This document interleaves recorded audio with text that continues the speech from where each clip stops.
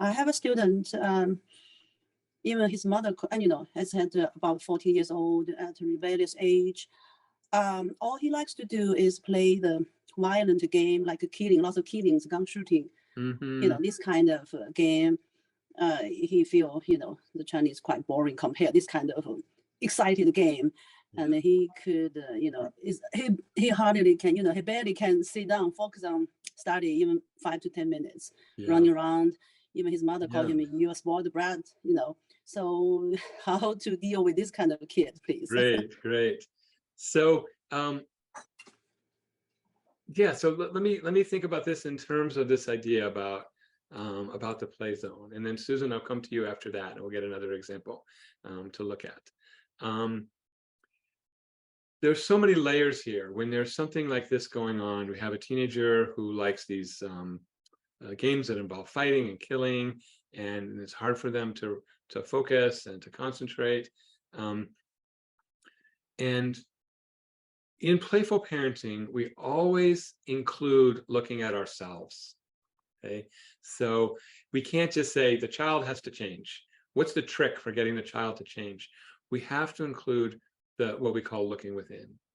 And so the first step is always for you as a teacher and for the parents to think about, what is it that worries me about this? What is it I don't like about this? Why does it trigger me? What exactly does it trigger inside of me? Because for one parent, it might trigger worry about the child's future. And for another parent, it might trigger worry that the child will be violent. And for another parent, it might trigger frustration or anger. And so we want to look closely at what emotions do we have? What's our own reaction? And how does that affect the way we react to the child? Because often what happens is it creates a cycle.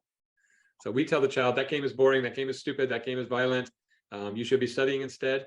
And this creates tension. I call it the knot of tension.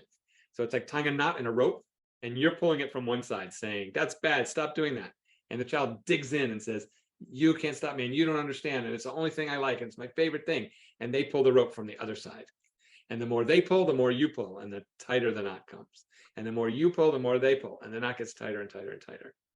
So fussing and scolding and nagging and lecturing, these things make the knot tighter.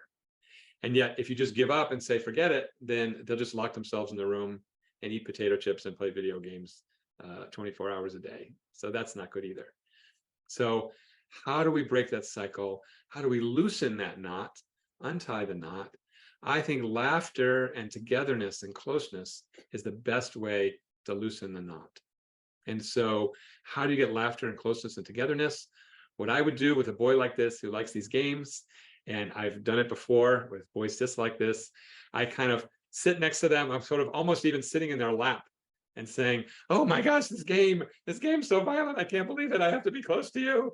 And I just been really silly and goofy and exaggerated, and it gets them laughing and laughing and laughing, and the laughter releases the tension. I also say, I don't like this game, but I know you love it. I would like you to teach me how to play it, to show me what you love about it, and to validate how good they are. So even though you think it's useless and a waste, you're not going to get anywhere unless you say, I recognize that you're really good at this game. I'm not sure why this kind of game you love. It's something I want to understand, but I know you've put a lot of time and energy into it, and I really admire that. And you know me, I wish you were putting that time and energy into your studies instead, but I just want to tell you that I admire the fact that you have made a commitment and you've gotten good at something. Okay. Now that might be hard to say. You might have to practice with a friend because you don't feel like saying that. Okay. But I promise you, it's not going to make them do the game more. It's going to make them trust you more, make them relax more, make them feel understood more. And then they can let it go. They can turn their attention to something else.